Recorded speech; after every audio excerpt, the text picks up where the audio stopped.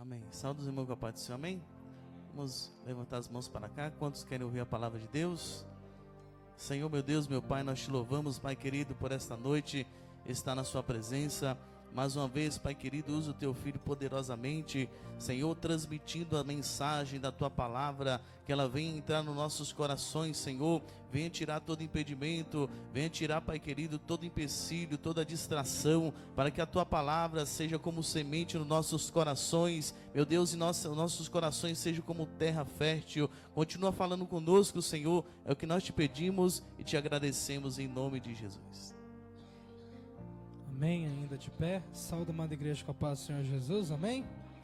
Aleluia, graças a Deus. Estou muito feliz em vê-los aqui novamente. Estávamos juntos aqui ontem e glória a Deus por vocês estarem aqui no dia de hoje.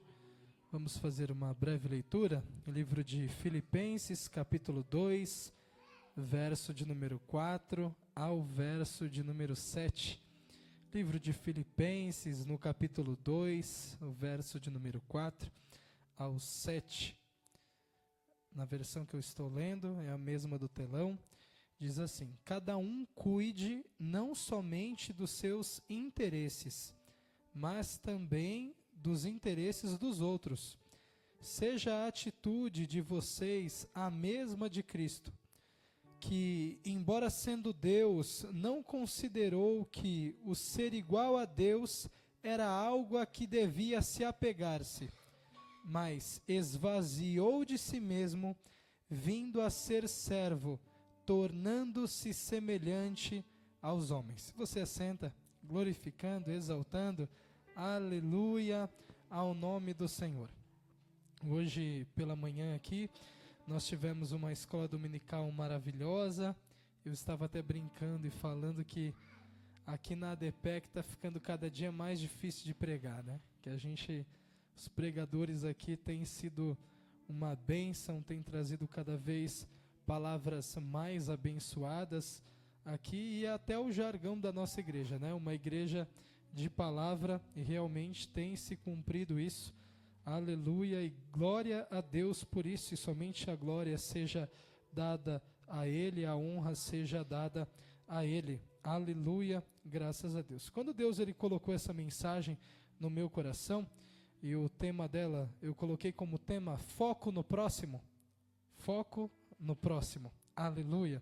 Quando Deus ele me deu esse tema dessa mensagem, essa mensagem para eu trazer, foi um dia que eu estava em casa, o pastor tinha mandado mensagem para mim, e eu fui descer com um lixo, e que vocês sabem que eu moro em condomínio, e quem mora em condomínio sabe que tem que descer o lixo lá para baixo, e aquela coisa e tal, e eu fui descer o lixo, e no meio do caminho, antes de descer o lixo, eu já olhei para ver se não estava nada vazando, e no meio do caminho, começou a vazar. Eu falei, poxa vida... Falei, que prova é essa? Poxa vida. A primeira coisa que a gente faz é olhar para ver se tem alguma câmera filmando a gente, né? Primeira coisa que eu fiz. Olhei para ver se tinha, falei, não tem. Falei, eita, acho que esse negócio vai ficar sujo aqui. Mas a consciência da gente em pensar no próximo, outras pessoas vão passar por lá. Vai virar uma sujeira danada. Já era meia-noite. Ia virar uma sujeira danada para o próximo que chegasse amanhã pela manhã. E eu, na hora que eu li esse versículo aqui, foi até num devocional, eu me esvaziei de mim mesmo, eu falei, vou lá limpar aonde eu sujei. Aonde eu sujei. E eu falei, gente, que coisa maravilhosa, né? O pensar no próximo é muito maravilhoso, né? Às vezes a gente tem uma mentalidade de pensar somente na gente, pode-se dizer uma mentalidade parasita, que a gente pensa somente na gente, que a gente quer tirar proveito dos outros em nosso próprio benefício, que muitas das vezes obedecer é muito difícil, porque a gente pensa primeiramente em nós, né? E nós precisamos focar em servir aos outros. No livro de Provérbios, capítulo 30, e no verso de número 15, diz que a sanguessuga, ela tem 2 filhas. E o nome dessas filhas, uma chama Midá e a outra chama Midá. Qual é o nome delas? Midá e Midá. A sanguessuga tem essas duas filhas com esses dois nomes. E eu fico imaginando, claro que a alegoria que Salomão ele escreve, quando ele fala da sanguessuga, obviamente é para a gente associar o que esse parasita ele acaba fazendo. O pastor André me antecipou aqui e falando do pensamento em viver em comunhão, o pensamento em focar no próximo, o pensamento para que nós possamos viver em comunidade de forma maravilhosa. O pastor André até me antecipou aqui com a mensagem de ofertório. Então esse organismo ele acaba vivendo em uma associação e a conotação dele é negativa, altíssima. E com isso, o parasita ele acaba se afiliando a um hospedeiro como meio de sobrevivência. Só que ele prejudica esse hospedeiro. Ele prejudica essa pessoa que ele está se hospedando num processo conhecido como parasitismo. Isso é uma das definições de parasita, foi essa que eu mencionei agora. E quando nós olhamos para a menção de Salomão, quando ele diz que a sanguessuga tem duas filhas, é lógico que a Bíblia não está querendo dizer para você ficar imaginando que o nome das filhas da sanguessuga é Jesus amado. Gente, para de viajar.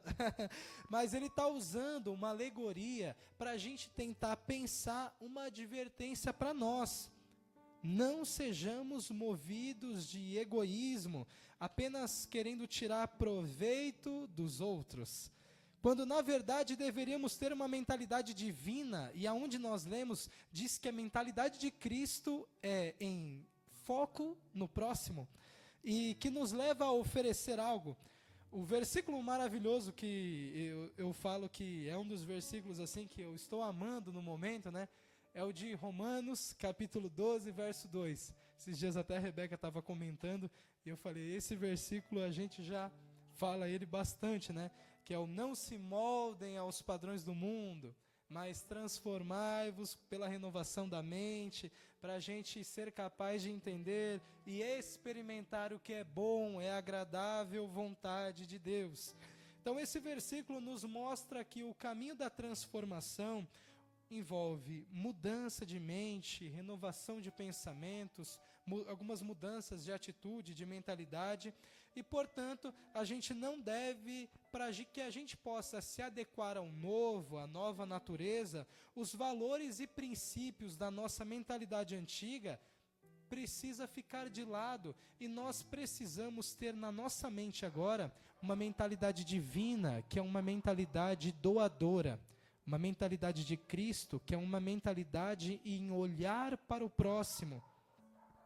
Sem insistirmos em superar a velha forma, o mesmo pensamento de agir, aquela mentalidade parasita, essa mentalidade ela precisa ser superada, cancelada, aniquilada das nossas vidas. Ela precisa ser trocada pela mentalidade de Cristo, que é onde nós lemos aqui.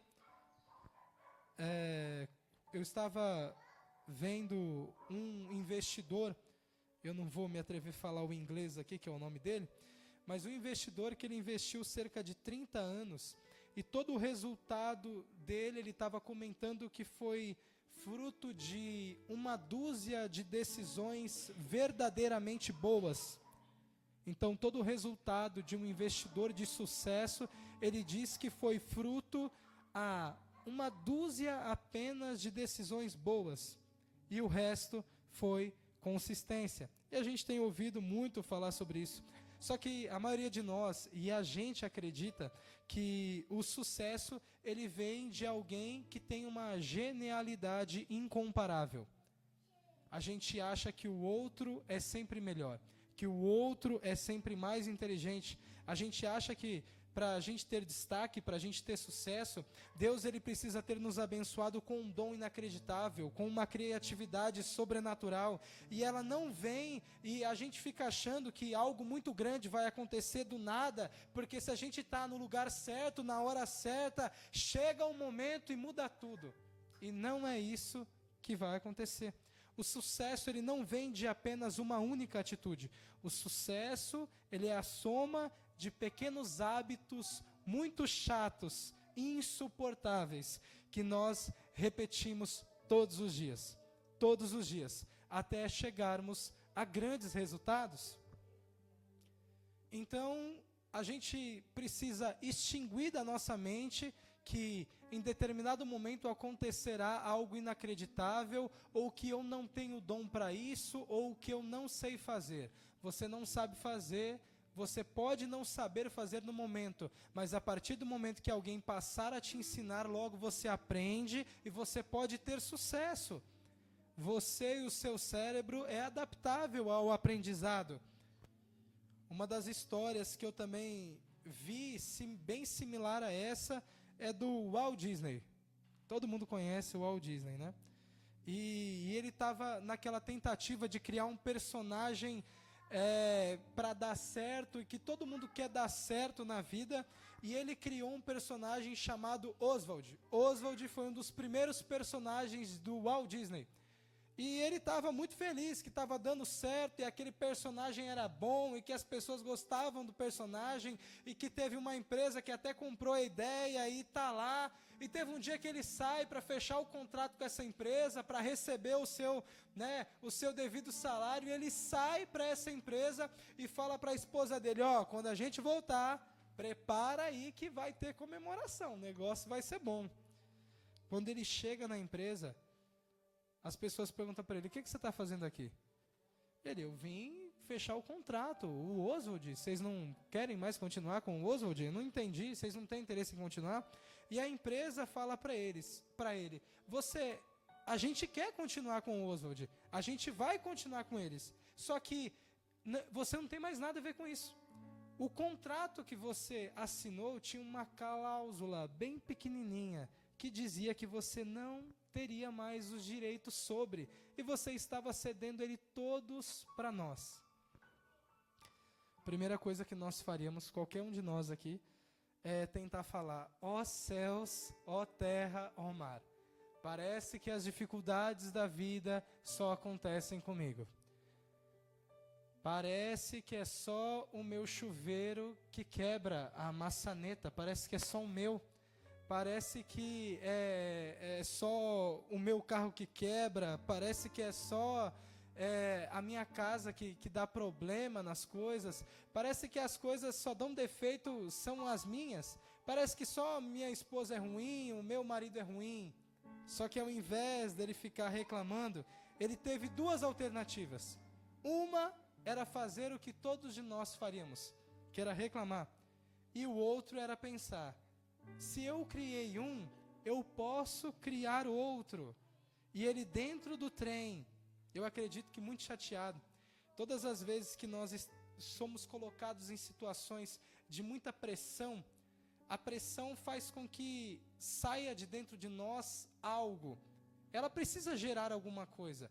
A maioria das empresas que foram criadas no Brasil, de microempreendedores, saíram de pessoas que estavam revoltadas com a situação financeira que viviam. Não queriam mais a vida que trabalhavam e resolveram abrir uma empresa, ou seja, foram colocados sobre pressões. Eles não tinham provavelmente os maiores recursos, mas foram colocados sobre pressão. O Walt Disney aqui estava sobre uma pressão gigantesca. Sustento da sua casa dependia daquilo. E ele começa a rascunhar. E ele, naquela volta para casa, ele cria o personagem que todo mundo conhece. 1000 vezes mais conhecido do que o Oswald. 1 milhão de vezes mais conhecido que ele. Todo mundo conhece o Mickey Mouse. E no momento de mais sofrimento que ele vivia, ele decidiu focar na solução e resolveu. E o Walt Disney, ele tem uma frase, que naquele dia eu resolvi triunfar. Eu decidi não esperar mais pelas oportunidades e decidi criá-las. A Bíblia é um livro de relacionamentos, e quando a gente observa, os 10 mandamentos, os 10 mandamentos são divididos. Os 4 primeiros mandamentos dizem a respeito do nosso relacionamento com Deus. E os outros 6, pare para pensar, os outros 6, que são a maioria, diz um relacionamento na horizontal. Ele está falando não na vertical, não é um relacionamento com Deus. Os 4 primeiros é o seu relacionamento com Deus, e os outros 6 fala do relacionamento com o seu próximo. E é importante a gente entender que quando Deus ele manda nós nos relacionarmos com o nosso próximo de forma correta, Ele não está apenas mandando nós focarmos nas pessoas, em tratarmos as pessoas como elas merecem. Evidentemente, as pessoas à nossa volta vão acabar recebendo bem, um efeito colateral da nossa parte, se nós a tratarmos bem. Mas Deus, Ele quer alinhar a nossa própria vida, Ele quer ensinar a nossa própria vida como nós devemos tratar os outros. Ele diz: ame o próximo como a você mesmo.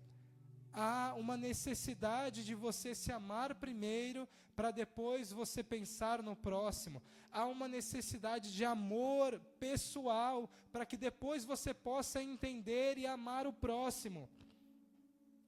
Deixa eu começar com um exemplo. Tem muita gente que, e eu sempre ouço isso a dizer, tem muita gente dizendo que quer se casar. E a pergunta é: você quer se casar por quê? E a maioria responde que quer casar para ser feliz, né? E até teve uma vez que estavam me perguntando, né, que eu quero casar para ser feliz, e eu disse: não case-se para ser feliz. Não case. Se for para você ser feliz, não se case. E parecia até uma piada, uma conotação negativa, e eu estava falando não. As pessoas elas acabam olhando para a gente assustadas e achando que a gente não acredita que há felicidade no casamento. Eu acredito. Só que no livro de Deuteronômio, no capítulo 24 e no verso de número 5, vocês vão entender por que Deus chamou o casamento. Lá no verso de número 5 diz assim: se um homem se tiver casado recentemente, não será enviado à guerra, nem assumirá nenhum outro compromisso público. Os homens que estão aqui, acompanhem e prestem atenção nessa leitura. Não assumirá nenhum compromisso público durante 1 ano. Estará livre para ficar em sua casa e fazer feliz a mulher com quem se casou. Então, o primeiro mandamento que Deus passa para Moisés é que o homem, durante 1 ano, ele estará livre para ficar em casa e fazer a sua mulher feliz. A pergunta que fica para os homens aqui: está fazendo isso em casa? Pode responder para si mesmo. Só que nós temos uma ordem completamente diferente.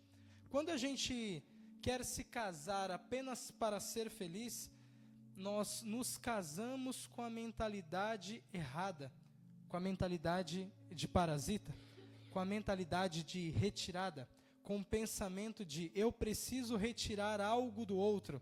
O nosso pensamento acaba sendo: essa pessoa é responsável pela minha realização. Essa pessoa é responsável pela minha felicidade, pela minha alegria. E além de quebrar um princípio divino, que estatisticamente está entrando no relacionamento que tende a não funcionar. As pessoas não deveriam buscar serem completas em outras, mesmo num relacionamento como o casamento. Pessoas completas deveriam se casar para transbordar a felicidade que tem na vida do outro, na vida de outras pessoas, aleluia. E essa é a ordem lógica da Bíblia. E se nós não mudarmos esse pensamento, teremos muita dificuldade em viver aquilo que é o plano e o propósito de Deus. Se pensarmos, né, como a gente explica o amor? O amor, ele é um sentimento complexo, né? Quando a gente acerta, pastor Gideão, está saindo da cama, a gente acerta o dedinho na quina da cama, a gente sente dor e a gente sabe o que é dor. Dor dói. Agora, quando alguém diz para você, eu te amo, pergunta para a pessoa o que ela está sentindo. Eu acho que ela vai até se assustar, porque não é algo fácil de se explicar. Eu acho que, e explicando também agora para vocês as fases do amor, eu acho que o primeiro amor que nós sentimos quando nós somos adolescentes e quando nós somos jovens, é o amor-desejo, que é o amor platônico, Platão. Esse amor-desejo é o desejo pelo que falta, é essa distância, desejo sempre por aquilo que você gostaria de ter, mas não tem. Amor pelo brinquedo da vitrine, mas que você não consegue comprar. Amor pela casa que você gostaria de conquistar e ainda não tem. Amor pelo carro que você gostaria de ter, mas ainda não tem. Amor por alguém que está longe, você não consegue ter naquele momento. A primeira forma de amor é um tanto meio triste, porque de duas uma, ou você ama e deseja o que não tem, ou você tem, aí não ama mais, aí não deseja mais. E às vezes tem alguns matrimônios sendo construídos em cima desse amor platônico, desse tipo de amor. O segundo tipo de amor, ou a segunda forma de manifestação de amor, é a felicidade. E é mais ou menos ao contrário da primeira. Não é um sentimento por aquilo que você gostaria de ter, mas não tem. É um sentimento por aquilo que você tem e te faz bem. É o amor no encontro, é o amor na presença, é o amor pela pessoa ou pela coisa quando ela está perto. Ela te faz sentir bem, ela te alegra quando você está perto. Lembrando que quando você tem felicidade e alegria, você tem um ganho de potência. Se eu disser eu te amo na felicidade, eu te encontrei agora, e você acaba de me fazer feliz e me trazer alegria. Eu te amo no encontro, eu te amo quando eu te vejo. Quando eu não te vejo, mas eu não te amo mais. O terceiro amor é o amor de Cristo. É a preocupação com o outro, foco no próximo. É fazer um sacrifício, um esforço, uma diminuição, um empenho em nome do sorriso do outro, em nome da diminuição do sofrimento do outro. Esse terceiro amor, ele é lindo, ele é maravilhoso, porque você poderia pensar, porque quem ganha é quem está sendo amado. Porque quando você passa a noite em claro, em nome de alguém, para que o outro possa repousar, então você poderia pensar que quem lucrou foi o outro. Mas a ideia central do pensamento de Cristo é essa, que a vida só será boa nesse caso, se nós tivermos condições de amar desse jeito, onde o outro ganha, mas você também ganha. Quer dizer que o fato de você poder estender a mão, o fato de você poder diminuir o choro, a angústia a alguém, faz você sentir um bem imenso para quem consegue. Daí o agradecimento, a sensação de dever cumprido, de poder ajudar alguém com que amamos de alguma forma. Por que Deus permite que erremos? Por que Deus criou a árvore no jardim do bem e do mal? Eu acredito que vocês já se fizeram essa pergunta, mas por que Deus criou o jardim e colocou uma árvore do bem e do mal lá no meio? Você vai entender o que é amor. O fato de nós identificarmos o que é mal no mundo, nós já sabemos que é um indício que o bem existe. E agora, se nós aprofundarmos essa investigação, nós iremos nos perguntar, por que Deus não criou o mundo de tal forma que não pudéssemos errar, e nós pudéssemos seguir apenas por um caminho a trilhar, um futuro maravilhoso, um futuro sem erros, um futuro só de bênçãos? É que se não houvesse a possibilidade das consequências negativas dos nossos erros, isso seria um mundo perfeito ou perfeitamente moral. Só que o mundo perfeito pressupõe o livre-arbítrio. Nós precisamos do livre-arbítrio, porque o livre-arbítrio, ele dá para nós aquele amor, é ele que é o pressuposto lógico daquilo que é moralidade. Sem livre-arbítrio não há amor. Você não pode forçar alguém Você pode até forçar alguém que se comporte como que ame você, mas você nunca vai poder forçar alguém como se ela amasse você de fato, como se ele amasse você de fato. Sem o livre-arbítrio, seríamos os mais pobres moralmente, porque nós seríamos como robôs, nos comportaríamos como amássemos, mas sem amar. O amor genuíno pressupõe a possibilidade de não amar. O amor genuíno pressupõe a possibilidade do erro. Você, moralmente maduro, quando está diante da possibilidade de errar, escolhe acertar. E isso é amor. Isso é amor. Você tem a possibilidade de escolher uma trajetória totalmente errada. Só que você é livre para você escolher aquilo que você deseja.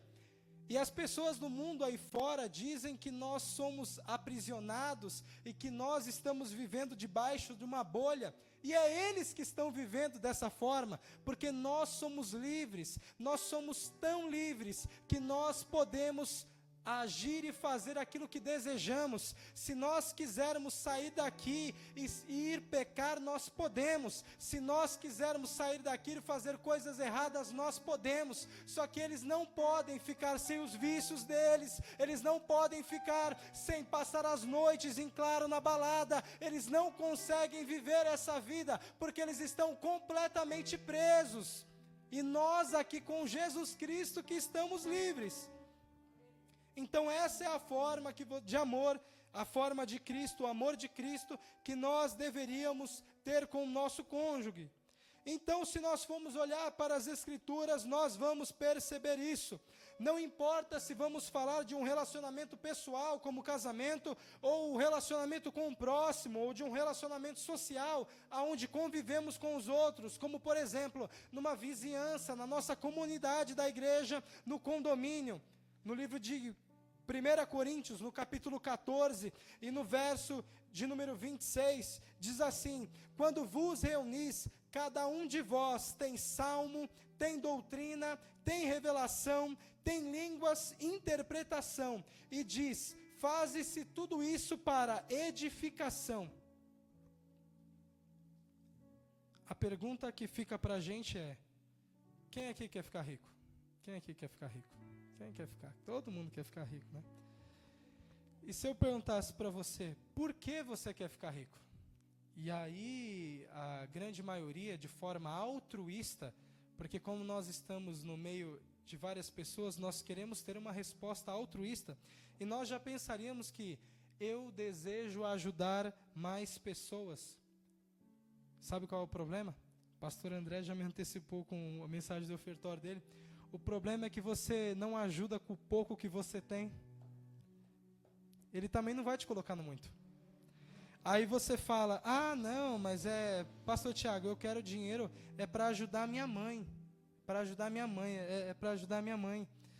Você não faz nada pela sua mãe hoje, com o dinheiro que você tem. Você acha que com dinheiro você vai ajudar ela? Que dia que você vai ajudar? Que dia? Quem honra com pouco vai ser colocado no muito. Só que nós dizemos que vamos fazer coisas mirabolantes, sendo que a gente não faz nem com pouco que nós temos. Paulo, aqui quando ele está falando de que um tem salmo, outro tem doutrina, outro tem revelação, outro tem interpretação, ele está dizendo que nós não estamos aguardando aqui chegar numa reunião, num tipo de reunião, e diz, eu vim buscar uma bênção. Esse não deve ser o nosso intuito quando nós saímos de casa. Ele está falando daquela reunião onde as pessoas vieram trazer algo para abençoar as outras, onde elas vão usar o dom que Deus deu para edificar outras pessoas. E de novo, uma mentalidade completamente diferente. Nós não viemos aqui buscar uma bênção, nós viemos abençoar outras pessoas. Nós viemos usar o nosso dom para abençoar outras pessoas. Porque parece, nos dias de hoje, que Jesus morreu na cruz para que a gente tivesse o carro do ano. Parece que Jesus morreu na cruz para que a gente tivesse a casa própria quitada. Porque parece que Jesus ele ressuscitou dentre os mortos para que eu tenha um bom emprego, que eu seja promovido no meu trabalho. A gente se esquece que Jesus ele morreu na cruz para que nós pudéssemos ser salvos e nos encontrarmos com Ele naquele grande dia. E Ele nos deixou o mandamento: ide por todo mundo, pregai a toda criatura. Porque mais pessoas também precisam ser salvas. Há crentes e a nós, né? Insistimos em viver nesse modo de carnalidade, né? Procuramos receber tudo, raramente há disposição em servir, raramente há disposição para ajudar os outros. Pessoas que não têm disposição para sacrificar-se pelos outros, para gerarem um tempo, para dedicarem seu tempo pelos outros, que dirá pela igreja. Eles não percebem, nós não percebemos que estamos insistindo em cultivar uma mentalidade pobre que deveria ser abandonada, uma mentalidade parasita.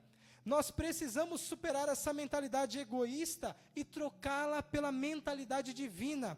Isso exige de mim, de você, apenas foco no interesse das outras pessoas. Filipenses no capítulo 3, no capítulo 2, o verso 3 e 4, que é onde lemos: não faça nada por interesse pessoal ou por desejos tolos de receber elogios, mas sejam humildes e considerem os outros superiores a vocês mesmos. Que ninguém procure somente os seus interesses, mas também o dos outros. Ah, pastor Tiago, que mensagem é essa? Uma mensagem pastoral, para que traga uma mudança de fato no ambiente que você vive. Porque eu tenho certeza que você vai sair daqui e lá na sua comunidade onde você mora, lá no condomínio onde você mora, no bairro onde você mora, na rua onde você mora, você vai focar nos outros. O lixo do vizinho está rasgado, caiu do chão, o que custa você pegar e tirar? Você vai parar de jogar lixo na rua. É o olhar, focar nos outros. Você diz que é cristão, mas joga lixo na rua. Você diz que é cristão, mas o seu saco de lixo rasga no caminho e você larga a sujeira para trás. Que cristão é esse? A gente vê o que é ser cristão nos mínimos detalhes. Porque, afinal de contas, o egoísta, ele se acha superior, ele acha que tudo gira em função dele, e as outras pessoas devem atendê-lo. Porque, no final de contas, ele parece que está acima dos outros, ele é mais importante. A Bíblia nos ensina a termos uma mentalidade altruísta, humilde, onde, na verdade, consideramos os outros superiores. Isso não significa que nós estamos nos desvalorizando. Isso significa que aprendemos a dar valor aos outros, até mesmo quando falamos de prioridade de serviço. Parar de pensar somente em nós. E esse é o caminho estabelecido por Deus, para mim e para você. E nós precisamos ajustar esse interesse no foco, no interesse dos outros também. Perceba, em Marcos capítulo 10, os discípulos estão brigando. Eu imagino a decepção de Jesus Cristo. Eu imagino, e eu quero que você pense também. Jesus, ele veio para salvar o pecador. Jesus, ele veio para remir a humanidade. Ele separou 12 para o ensinamento. Agora perceba, Jesus pega os 12, pastor André, brigando entre si, para saber quem era o maior, quem que fazia mais. Eu já participei de congregações que as pessoas entre si competiam para ver quem era o melhor pregador, quem era o melhor cantor. Parece que Jesus foi salvo para ver quem prega melhor. Parece que Jesus foi salvo para ver quem canta melhor. Queridos, nós precisamos entender a todo momento que Jesus, ele veio e ressuscitou para que nós possamos entrar nos altos céus e estarmos com ele. Eu não quero comentar muito sobre o arrebatamento, mas vocês estão vendo as notícias. É impossível de não falar. É impossível de não comentar. O foco da mensagem não é esse, mas é impossível. Jesus, ele está às portas e a gente está achando que o problema é lá no meu trabalho. A gente está se esquecendo do motivo que a gente está aqui na terra, que é o ir de pregar o evangelho a toda criatura. É os Estados Unidos bombardeando outro país, é o Irã bombardeando Israel, os países se dividindo, a guerra é iminente, e os crentes estão dentro da igreja, muitas das vezes, brigando entre si, pensando em si mesmo. Marcos capítulo 10, verso 43, mas entre vocês não pode ser assim, pelo contrário, quem quiser ser mais importante, quem quiser ser o mais importante dentro de nós que estamos, que sirva os outros. Quem é o mais importante? Quem serve. O mais importante aqui é quem serve. Não é quem prega, não é quem é o título, não é quem é o pastor, é quem está servindo. E quem que mais serve? O nosso pastor é o que mais serve. E quem quiser ser o primeiro, que seja servo de todos. Porque o Filho do Homem não veio para ser servido, mas veio para servir e dar sua vida para salvar muita gente. A gente esquece disso. Por que Jesus veio à Terra? A gente fica muito focado em bens materiais aqui na Terra, né? Ou seja, eles queriam uma posição onde que pudessem serem servidos, né? E Jesus está dizendo, eu lhe ofereço a vocês algo melhor. Se coloquem na posição, ao invés de receber, de dar. No livro de Mateus, no capítulo 7, no verso 2, diz, tudo quanto quereis que os homens vos façam, fazei vós a eles. Se a gente aplicar esse versículo aqui para tudo, você imagina. Imagina tudo que a gente desejar que o outro faça, a gente faça primeiro. Tudo aquilo que a gente desejar em nosso coração que aconteça, a gente faça primeiro. E vamos aplicar isso em nossa vida, né? Eu tenho um anseio por alguma coisa, eu saio na frente, eu faço primeiro. Porque antes de buscar receber, eu preciso procurar dar. Isso é ajustar o foco no interesse dos outros. O Senhor Jesus, ele disse, se alguém te ferir de uma face, dá outra. Se alguém te obrigar a caminhar uma milha, caminhe mais uma. Se alguém tirar sua capa, entrega também a túnica. Isso tudo foram palavras de Jesus. Jesus basicamente está mostrando, ele não está dizendo que a gente precisa viver em um modo de passividade, nunca lutar pelos nossos direitos, aceitar qualquer tipo de perda, não. Mas ele está dizendo, há uma vida diferenciada quando nós sairmos do centro. Há uma vida diferenciada para aqueles que deixarem o pensamento parasita de lado, aonde eu tenho que receber, eu sou o melhor. Ele está apresentando aos discípulos um padrão que ele espera. Não dá para negociar esse tipo de ensino.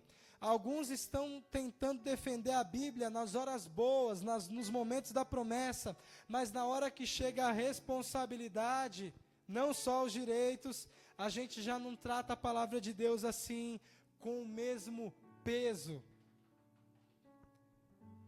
Muita gente querendo viver como adolescente. Desculpem os adolescentes, né? É que nós lembramos como éramos, se bem dizer, meio irresponsáveis. A gente se lembra como nós éramos inconsequentes, como nós tínhamos uma reação ardida, uma reação dura, uma reação bocuda, e a gente percebe como a gente está hoje, né? Como a gente está mais maduro, mais evoluído. E para você que ainda não está mais maduro, mais evoluído, eu te convido a amadurecer e a evoluir. Aleluia! Parece que nós não gostamos de responsabilidade, nenhum de nós gostamos, né? A gente não gosta quando o nosso nome é citado em responsabilidade de algo, porque quando nós somos responsabilizados por alguma coisa, seremos cobrados por aquilo que foi colocado em nossa responsabilidade. O nosso desejo, na maioria das vezes, é o deixa a vida me levar, a vida leva eu. A gente quer viver dessa forma. A gente quer que as coisas vão acontecendo ao seu tempo, a gente quer que as coisas vão deixando ao léu, fazer as coisas meio que assim, de qualquer jeito. Livro de Romanos, no capítulo 15, verso 1 e 2, a gente precisa tratar o que é ordenança bíblica, não como sugestão. Porque às vezes a gente acha, quando a gente lê a Bíblia, que a palavra de Deus está sugerindo, e ela não está sugerindo, ela está ordenando. Ora, que somos fortes na fé, temos de suportar as debilidades dos fracos e não agradar a nós mesmos. No verso seguinte, porquanto cada um de nós agrade ao seu próximo no que é bom para a edificação. Nós que somos fortes na fé, suportamos as debilidades dos mais fracos. Será que a gente está suportando a debilidade de alguém ou a gente dá risada quando a pessoa não sabe? Será que a gente está tentando ajudar alguém, um novo convertido, ou a gente deixa ele de lado? Será que o verso aqui de número 2, cada um de nós, será que a gente está seguindo isso aqui? Cada um de nós agrade o seu próximo, que é bom para a edificação. Será que nós temos feito isso? E quando ele fala aqui em agradar, ele mostra que nós precisamos ter um espírito de amor, tolerância, paciência, para quem não tem a mesma maturidade, para quem é débil na fé. Porque os mais fortes precisam suportar as debilidades dos mais fracos, e nós precisamos entender que essa mentalidade é divina, é doadora, não apenas parasita, é uma mentalidade de suporte, de ajuda. Isso significa que os relacionamentos, nós não podemos apenas ficar brigando pelos nossos direitos, é o que a gente mais faz, né? Principalmente no relacionamento casamento, fala bastante de casamento, né? A gente gosta de brigar no casamento pelo que é nosso por direito, né? Livro de Coríntios, capítulo 7, verso 3, diz assim: o marido paga à mulher o que é devido, e a mulher semelhantemente paga ao marido o que lhe é devido. Nós sabemos que esse tipo de relacionamento, ele tem deveres. Um deve ao outro. Mas o que eu devo ao meu cônjuge é direito dele. E o que o meu cônjuge me deve é meu direito. Agora vamos lá. Agora, se ao invés de eu ficar brigando pelo meu direito, que não está sendo suprido, e eu focasse muito mais em atender o meu dever, em atender direito o outro, nós não teríamos tantos problemas no nosso casamento. A ajustar o foco no interesse do outro, precisa ter esse coração de amor, de bondade, de paciência. Imagina você chegar em casa e não querer buscar o seu próprio direito, é o foco primeiro no outro. Automaticamente ele vai focar em você também. Ou o outro começar a focar em você, automaticamente você vai focar nele também. E não só falando em casamento, mas falando de relacionamento entre pai e mãe. O presbítero Gabriel estava falando do relacionamento dele que ele está desenvolvendo com a mãe dele agora, que está uma bênção, está maravilhosamente abençoado. Por quê? Porque imagine se a gente focasse primeiro no outro. Imagina se a gente focasse primeiramente no outro. Automaticamente o outro também vai focar em você. Mas a gente fica tão preocupado que o outro não está fazendo, a gente fica tão preocupado que a minha mãe não está fazendo, que o meu irmão não está fazendo, a gente fica tão preocupado que o meu vizinho não faz, a gente fica tão preocupado que A e B não faz, que a gente não faz também. Mentalidade parasita. 1 Coríntios capítulo 3, verso de número 4 ao 8. Isso, capítulo 3, exatamente. Vai falar sobre o amor. O amor é paciente. O amor é bondoso, não inveja, não se vangloria, não se orgulha, não maltrata, não procura seus interesses, não se ira facilmente, não guarda rancor. O amor não se alegra com a injustiça, mas se alegra com a verdade. Tudo sofre, tudo crê, tudo espera, tudo suporta. O amor nunca perece, mas as profecias desaparecerão, as línguas cessarão e o conhecimento passará.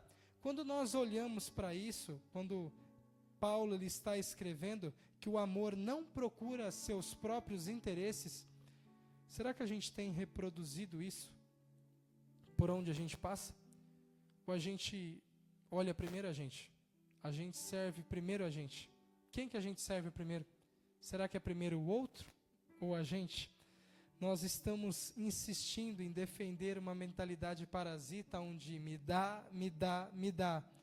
Porque essa mentalidade é egoísta, ela apenas quer sugar os benefícios para os seus próprios interesses. Mas a mentalidade divina e que nós precisamos superar é abraçar a mentalidade doadora. E já caminhando para o final, o apóstolo Paulo, no livro de Atos, no capítulo 20, e no verso de número 35, ele diz: em tudo tenho mostrado a vocês que é trabalhando assim que podemos ajudar os necessitados. Lembrem-se das palavras do Senhor Jesus: é mais feliz quem dá do que quem recebe. E lendo isso daqui, eu lembrei do pastor Gideão. Eu falei, eu acho que eu descobri a roda. Sabe quando você olha um versículo e você fala assim, eu descobri alguma coisa aqui. Quando ele fala, pastor André, lembre-se das palavras do Senhor Jesus, é mais feliz quem dá do que quem recebe. Se a gente procurar em Mateus, Marcos, Lucas e João, Jesus não disse isso. O próprio Jesus, em uma das aparições, acredito eu, em uma das várias aparições que ele teve a Paulo, ele disse exatamente isso para Paulo pessoalmente, porque Paulo está dizendo, lembrem-se das palavras que o Senhor Jesus disse, mas nos evangelhos ele não disse. Jesus disse para o próprio Paulo, é mais feliz aquele que dá do que aquele que recebe. Quando nós nos colocarmos no lugar da mentalidade divina, que é doadora, superando o pensamento parasita, nós não apenas agradaremos a Deus, mas cresceremos espiritualmente. Seremos crentes maduros, entraremos num lugar de favor de Deus. Nós receberemos de Deus e receberemos das pessoas aquela satisfação em poder ajudar. Faz quanto tempo que a gente não tem essa satisfação em ter ajudado alguém? Sabe por quê? Porque a gente não ajuda mais ninguém. Já quero convidar você a se colocar de pé. Aleluia. Graças a Deus.